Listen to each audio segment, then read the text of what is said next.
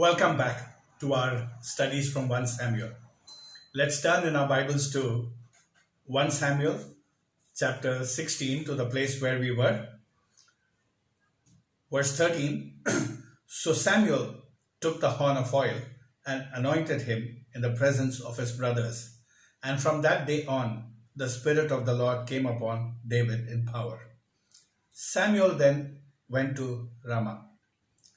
Now the Spirit of the Lord had departed from Saul, and an evil spirit from the Lord tormented him.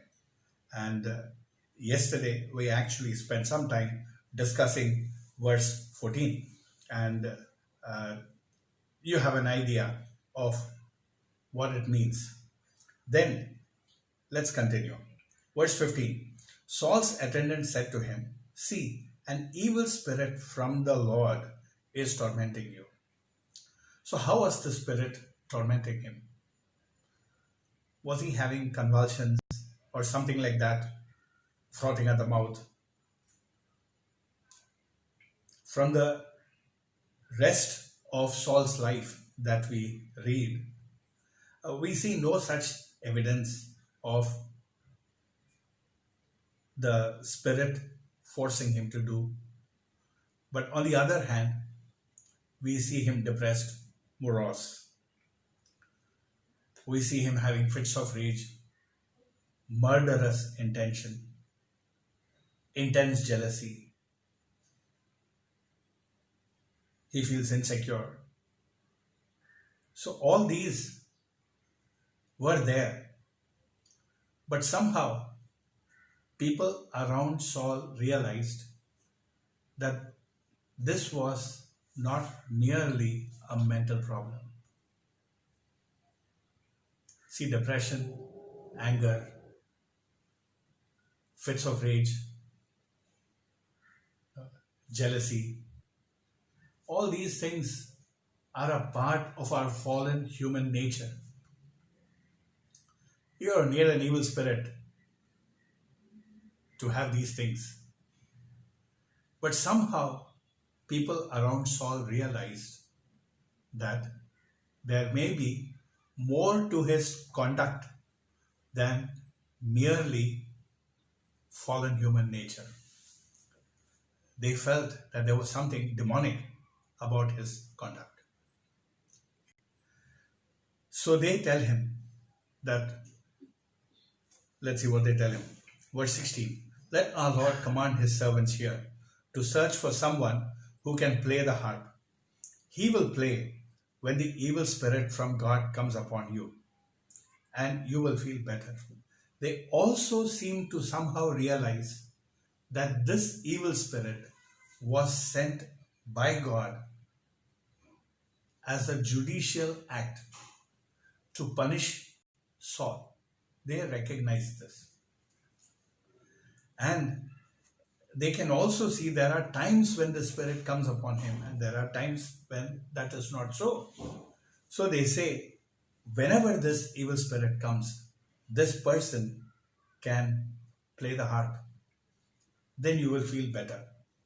And when you feel better, perhaps there will be relief from the demonic as well. Okay, let's see how this works out. So Saul said to his attendants, "Find someone who plays well and bring him to me." One of the servants answered, "I have seen a son of Jesse of Bethlehem who knows how to play the harp." What is Saul looking for? Saul is looking for someone who can play the harp well. Quality. He's king. He's looking for quality. But let's see what the other person says. Says he plays the harp well. He knows how to play the harp. He doesn't say he plays the harp well. He's a brave man and a warrior. He speaks well and is a fine-looking man. And then comes the bottom line. And the Lord is with him. The implication is, because the Lord is with him, then the Lord's hand will be on all that he does. Whether it is playing the harp or defending Saul against any possible threat. The Lord's hand will be upon him, and that will give him relief from human and non-human enemies. That seems to be the implied suggestion over here. Then Saul sent messengers to Jesse and said, "Send me your son David, who is with the sheep." So Jesse took a donkey loaded with bread, a skin of wine, and a young goat, and sent them with his son David to Saul. David came to Saul and entered his service. Saul liked him very much. And David became one of his armor bearers. See, his services as a musician were not always required. They were only needed when the evil spirit came upon him. The rest of the time, he doubled up as Saul's personal armor bearer. Then Saul sent word to Jesse, saying, "Allow David to remain in my service, for I am pleased with him." Whenever the Spirit from God came upon Saul, David would take his harp and play. Then relief would come to Saul. He would feel better, and the evil spirit would leave him. There is a sequence that is given over here. Evil spirit comes upon Saul. Okay. Then, when David sees this, he will take the harp and play. When David plays the harp, what happens? Relief comes. Okay.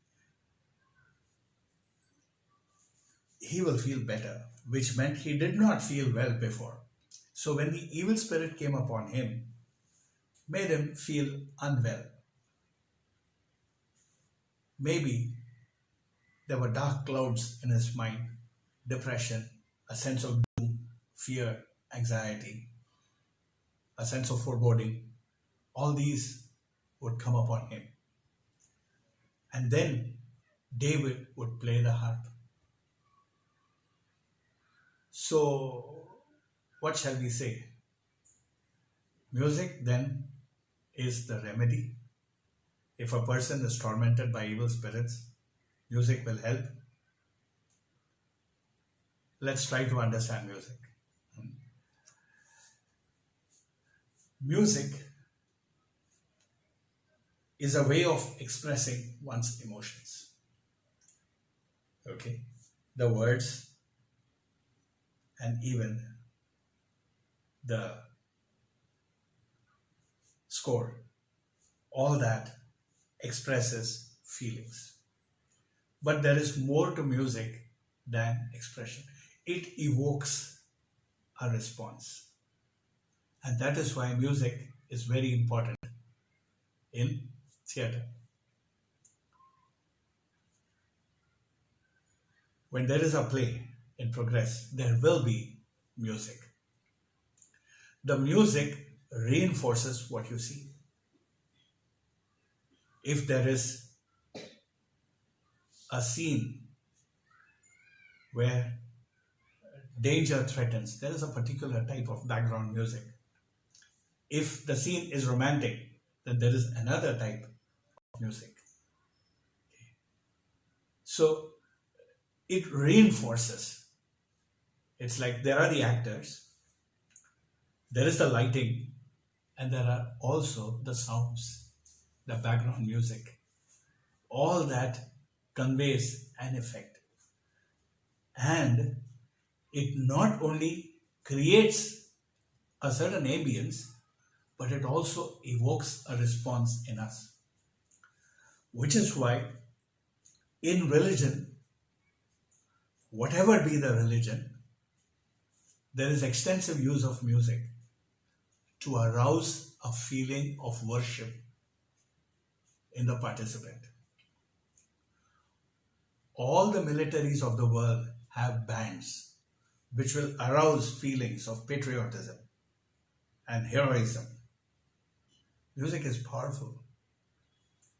It evokes a response in us. Okay. So, the kind of music David was playing evoked a positive response within Saul. It made things look brighter for him. Look at the Psalms David wrote. The Lord is my shepherd. I shall not be in want. He leads me beside still waters, restores my soul. Though I walk through the valley of the shadow of death, I will fear no evil. So perhaps as David played the harp and maybe even sang, and Saul listened and reflected on what he was listening, his mood changed from one of despondency to optimism. And as he felt better, the demon left. Okay, so that's how the connection comes. There is also the converse. There is music that can be depressing. There is music that can make you want to do something terrible, like commit an immoral act. There is music that is erotic, and musicians are fully aware of the effect of their music on their audience. And they know what people want to hear. They know what sells. They know what feelings the audience wants to experience. And they give them that. And therefore, you should be careful about the music you listen to. If there is music of the kind that makes a demon flee, surely there must be music that attracts demons. So be careful to what you are listening, lest you have more in the room than you bargained for. You have a demonic influence within your own house. So be very careful to what you listen to. Okay, let's continue. Chapter 17, verse 1. Now the Philistines gathered their forces for war and assembled at Soko in Judah. Okay, so then we go down to verse 4. A champion named Goliath, who was from Gath, came out of the Philistine camp. He was over 9 feet tall. He had a bronze helmet on his head and wore a coat of scale armor of bronze weighing 5,000 shekels. And the footnote in my Bible says that's about 57 kilograms. Then on his legs he wore bronze greaves, and a bronze javelin was slung on his back. His spear shaft was like a weaver's rod, and its iron point weighed 600 shekels. And my footnote says that's about 7 kilograms. So the man had on his person 57 plus 7, 64 kilograms he was carrying. Okay, he was strong, all right. And his shield bearer went ahead of him to lessen the load that the man will carry. There was another man, his companion, who carried his shield ahead of him. The shield also must have been heavy, and perhaps as the battle ensues, his shield bearer would hand it over to him. Okay, anyway, so this is how it was. A giant over 9 feet tall. Is that even a possibility? A giant by the name Goliath? All right. Archaeologists have recently discovered a potsherd. In the ancient world, they used pots, and pieces of pot were sometimes used for writing, maintaining records. And recently, archaeologists have discovered a potsherd with the name Goliath on it, dating from about 1000 BC, which is the time of King David.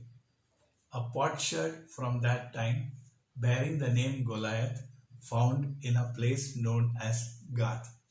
Oh, so Goliath is no myth. He was a hero of the Philistines. Gath was a Philistine city, and in the Philistine city there definitely was a man named Goliath whose name was worth recording.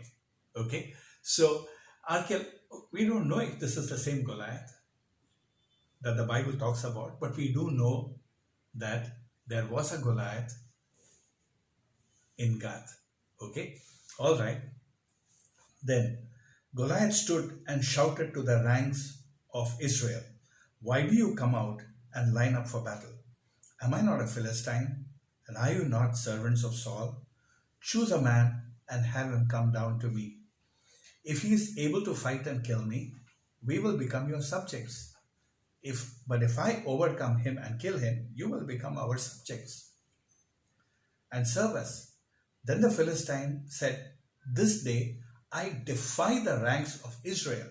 Give me a man and let us fight each other." On hearing the Philistines' words, Saul and all the Israelites were dismayed and terrified.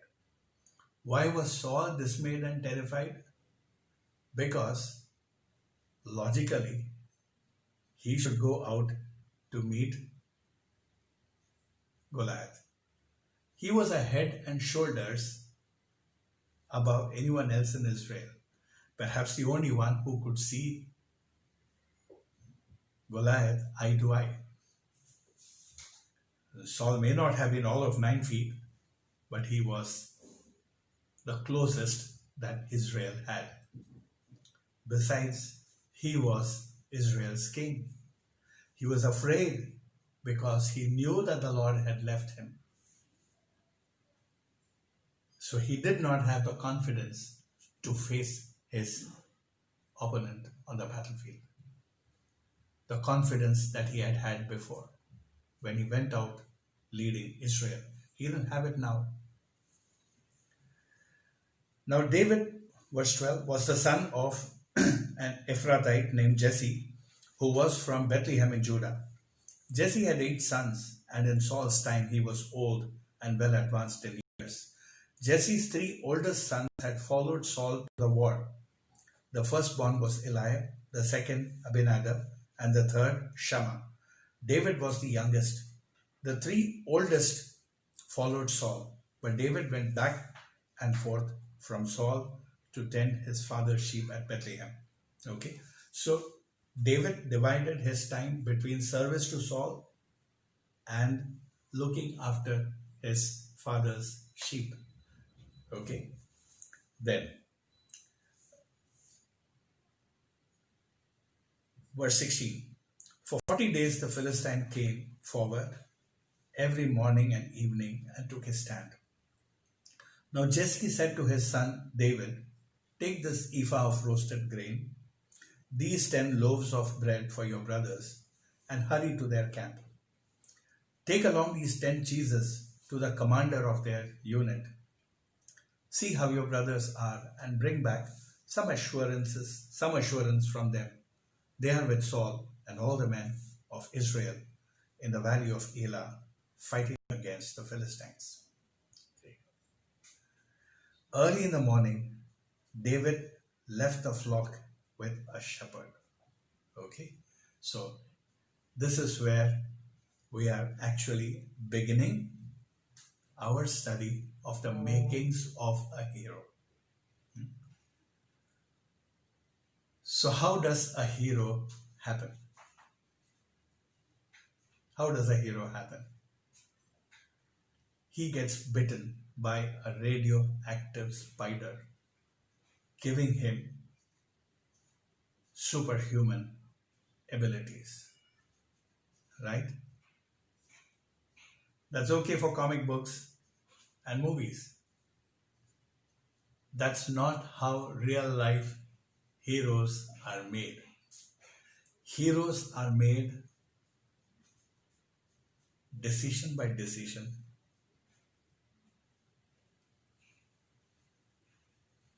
They are not born, they are made. Okay? So you may perhaps be thinking, hey, but then David had an advantage. The Spirit of the Lord had come upon him in power. But I want you to know that the way the Spirit of God works in a human being is different from what we often imagine. Let me give you an illustration.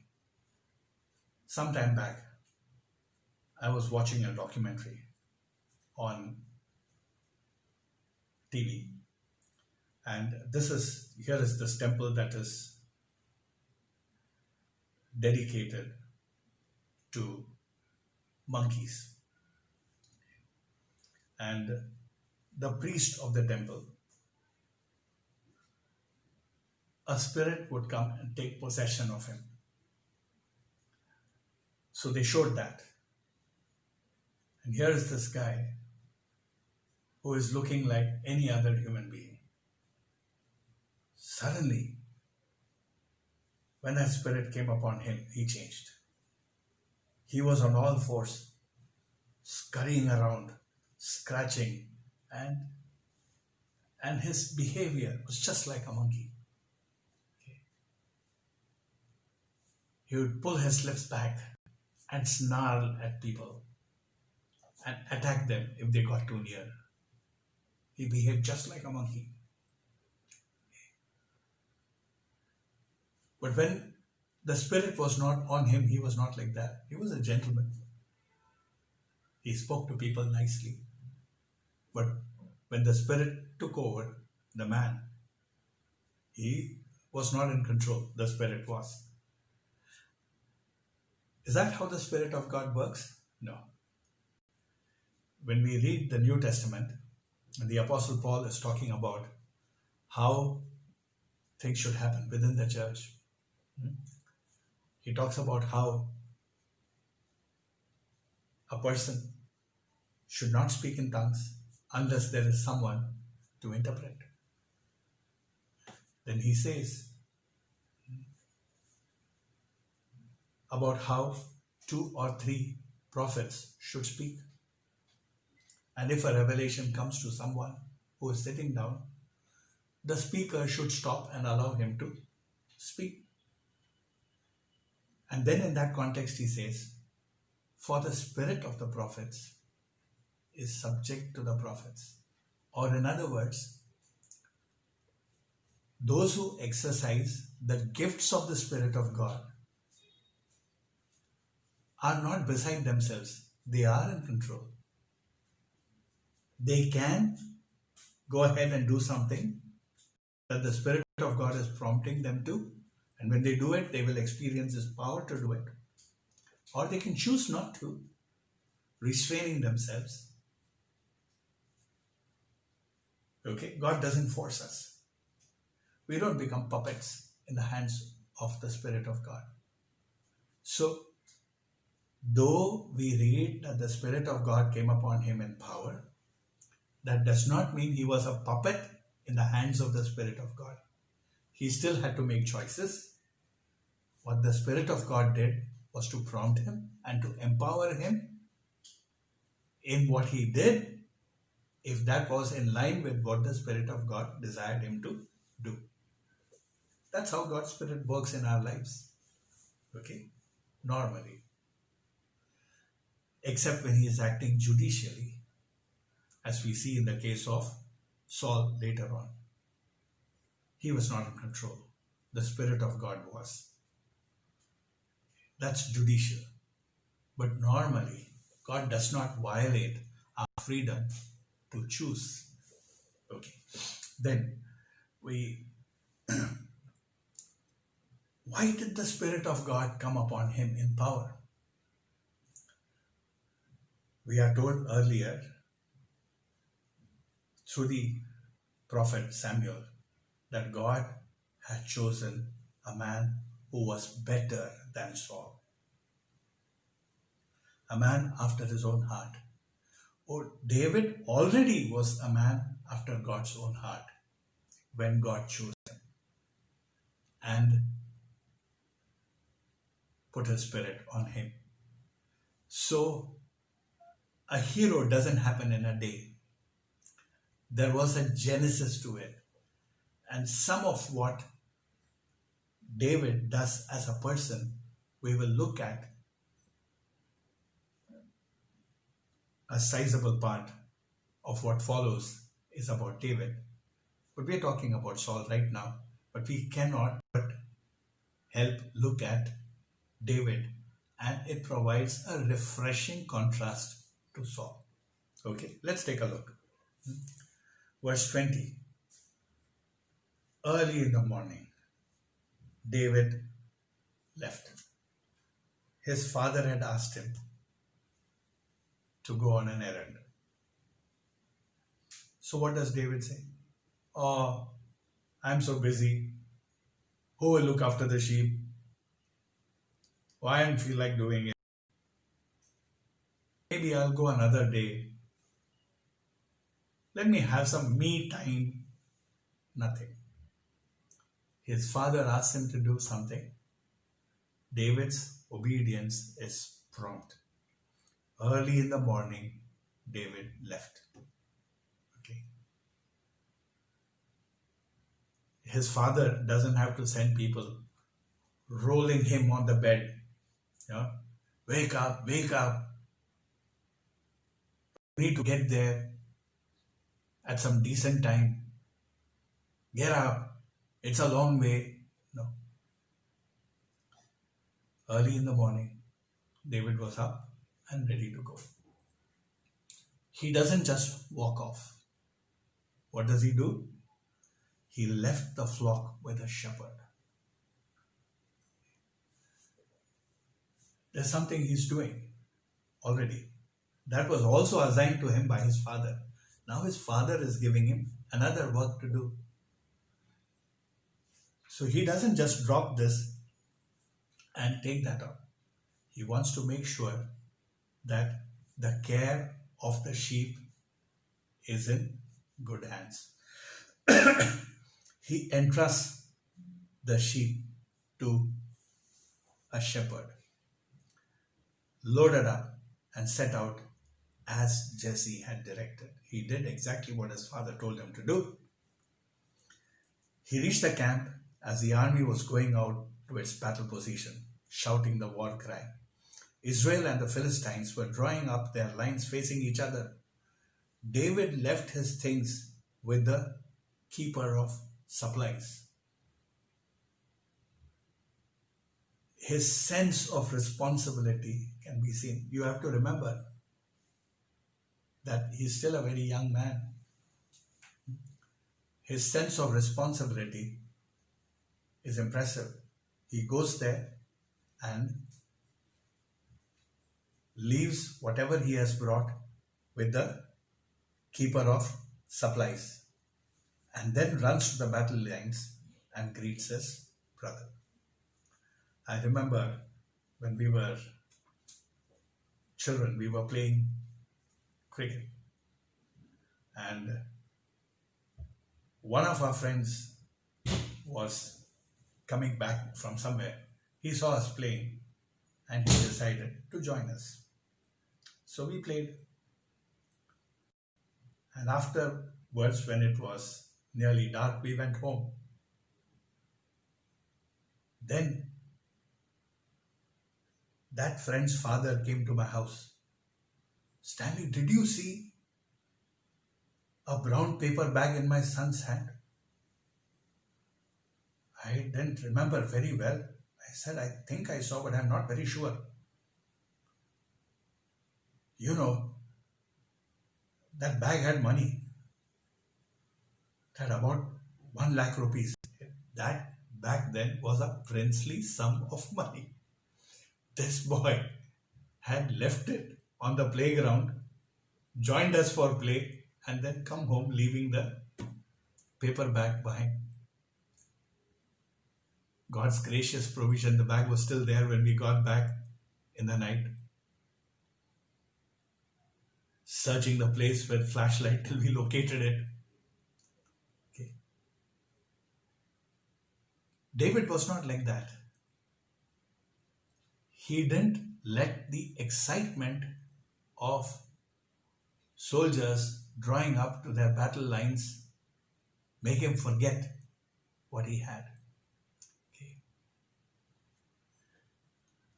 A hero becomes a hero like this, step by step, having a sense of responsibility. Then, as he was talking with them, Goliath, the Philistine champion from Gath, stepped out from his lines and shouted his usual defiance. David heard it. When the Israelites saw the man, they all ran from him in fear. Now the Israelites had been saying, "Do you see how this man keeps coming out? He comes out to defy Israel.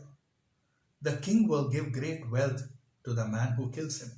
He will also give him his daughter in marriage and will exempt his father's family from taxes in Israel." David asked the men standing near him, "What will be done for the man who kills this Philistine and removes this disgrace from Israel? Who is this uncircumcised Philistine that he should defy the armies of the living God?" We will mention that in this para that we have just read, there are two things. One is David recognizes that the man Goliath threw this challenge, and that was an affront to God that must be taken away. But there was also the human David who is asking, what will be done for the man who does this? Mixed motives. We are all like that. There's a part of us that is heroic. There's also a part of us which is very human. Who wouldn't find the prospect of being married to a princess attractive? Or the fact that he could get great wealth? Or the fact that his family would be exempt from taxes? Well, that was attractive. But there was also the other side. That was also the other side. How can this uncircumcised Philistine defy the armies of the living God? They repeated to him what they had been saying and told him, "This is what will be done for the man who kills him." When Eliab, David's oldest brother, heard him speaking with the men, he burnt with anger at him and asked, "Why have you come down here? And with whom did you leave those few sheep in the desert? I know how conceited you are and how wicked your heart is. You came down only to watch the battle." This is Eliab. You remember? The man whom, when Samuel saw, Samuel was impressed. He said, "Surely the anointed of the Lord stands before me." How deceptive appearances can be. Eliab looked a hero, but he was no hero. All that he was thinking about was their family assets, the sheep. Hey, this guy has left the sheep there and come over here. What will become of our property? That's what he's concerned about. When the call to meet Goliath on the battlefield was given, remember, Eliab was also a tall man and impressive to look at. It did not occur to Eliab that he should volunteer to go and fight with Goliath. Hey, who wants to risk life and limb for the country? Eliab was no hero. When God rejected Eliab, saying, man looks at the outward appearance, but the Lord looks at the heart. How true it is. God knew, looking into the heart of Eliab, that he was no hero material. It's too self-centered.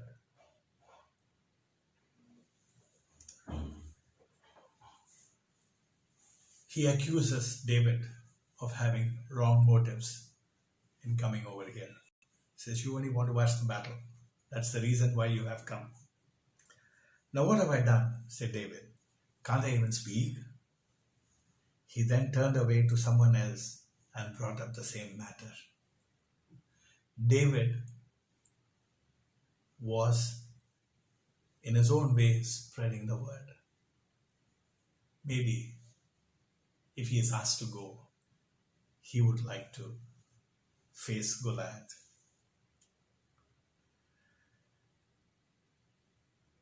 He then turned away to someone else and brought up the same matter. And the men answered him as before. What David said was overheard and reported to Saul. And Saul sent for him. What was it that he said? Not just about what will be done for the man, but there is also something else that he said. What is it that he said? Who is this uncircumcised Philistine that he should defy the armies of the living God? This got reported back to Saul. Saul sends for him. David said to Saul, let no one lose heart on account of this Philistine. Your servant will go and fight him. Saul replied, you are not able to go out against this Philistine and fight him. You are only a boy. He has been a fighting man from his youth. You are only a boy. That is what David looked like. Only a boy. Whereas the Philistine has been a man of war. He's a seasoned warrior. You are no match to him. So we will put things in perspective. We said, one doesn't become a hero with a radioactive spider biting him or any of those other ways we read of in comic books and see in movies. Okay, a sudden mutation and there you are endowed with superpowers. It doesn't happen that way. Let's see what David has to say. But David said to Saul, your servant has been keeping his father's sheep. When a lion or a bear came and carried off sheep from the flock, I went after it, struck it, and rescued the sheep from his mouth.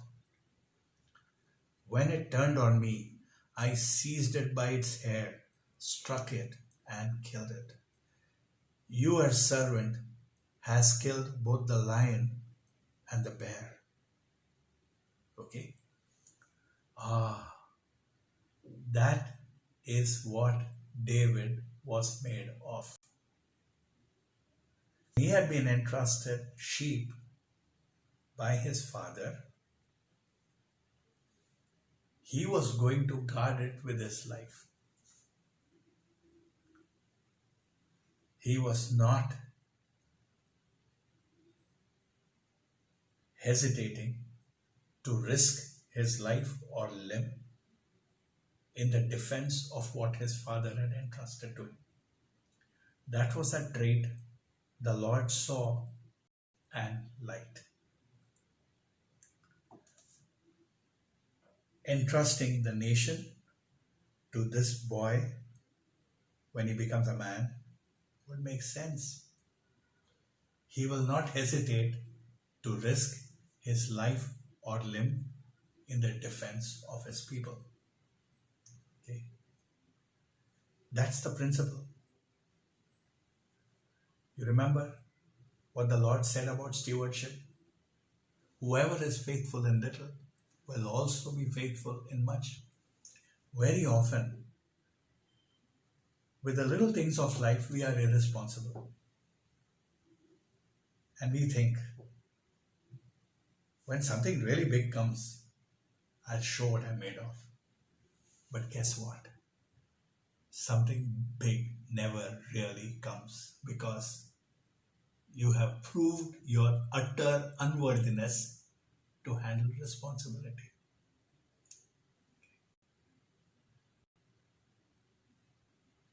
So there are students sitting with their books, thinking to themselves, hey, what do I gain? What is to be gained in life by knowing that a frog has a 3-chambered heart? Where will I use it in life? I don't want to read this.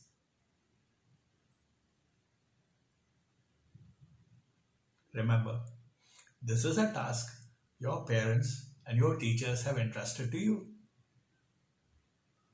Be faithful. Then God will entrust something bigger. It's not about how many chambers a frog's heart has, but it's about being faithful to what you have been assigned to do. It's the same thing in church. Maybe the leader of your church asks you to arrange the songbooks. That's all. How does it matter whether a songbook is placed this way or this way? You just toss it. When the pastor gives me something really seriously worthwhile, I'll put my everything into it. But that's not going to happen. Because your pastor is not the one who is assigning. God is. That is why in Colossians, the Apostle Paul writes, whatever you do, work at it with all your heart as serving the Lord, not men. To be sincere. To pursue it with wholehearted devotion. As an act of worship, God sees it. Faithful in little, we are entrusted much. Unfaithful in little, even what we have is taken away from us. Okay? That's the surest way to become a non-hero. All right. Verse 36, your servant has killed both the lion and the bear. This uncircumcised Philistine will be like one of them, because he has defied the armies of the living God. The Lord who delivered me from the paw of the lion and the paw of the bear will deliver me from the hand of the Philistine. David is not tom-tomming his accomplishments. He's not saying, hey, do you know who you are talking to? I am David the lion slayer, David the bear killer. I can handle that Philistine. No. He says, God gave them into my hand. In the same way, God will give the Philistine into my hand. David's faith then and now was in God who rescues. Okay. So let's put some things. One doesn't become a hero accidentally, but by being faithful in small things. In secret things. You remember what we had discussed before in Matthew's Gospel, chapter 6, about how we should pray in secret, fast in secret, give in secret, without even letting the left hand know what the right hand is doing. You remember? At that time, repeated again and again was one thought. Your Father who is in secret sees what is done in secret and rewards. A hero doesn't happen just like that. Victories won in secret pave the way for public victories. When the lion or the bear attacked, David could have run away, saved his life, and told his father, Papa, a lion attacked. I ran away. Then after the lion went, I went back to my sheep. We lost a couple of sheep this way. Would his father have shouted at him? Any father would have been happy that his son was safe. It's okay if a few sheep are gone. He'll be glad that his son was alive. In fact, if the father was present when the son goes out to take on the lion, father would have said, son, don't go. It's okay, it's only sheep, let it go. Right? Who would have told him? After that, he can even spin a story. Oh, when the lion attacked, I threw stones at it. I went after it with a stick. But everything happened so fast. It snatched the sheep and ran away with it. I ran after it, but I could not get it back. Who would know? God would. Right? So, victories won in secret. And you know there is a great secret place here. Our thought life. Victories won here pave the way for victories won outside. Okay? So, the making of a hero. A hero doesn't just become a hero like that. It takes time, persistence, faith, effort.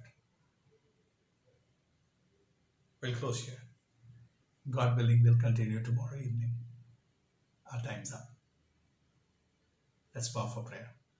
Father, we thank you for what we could learn from the life of young David.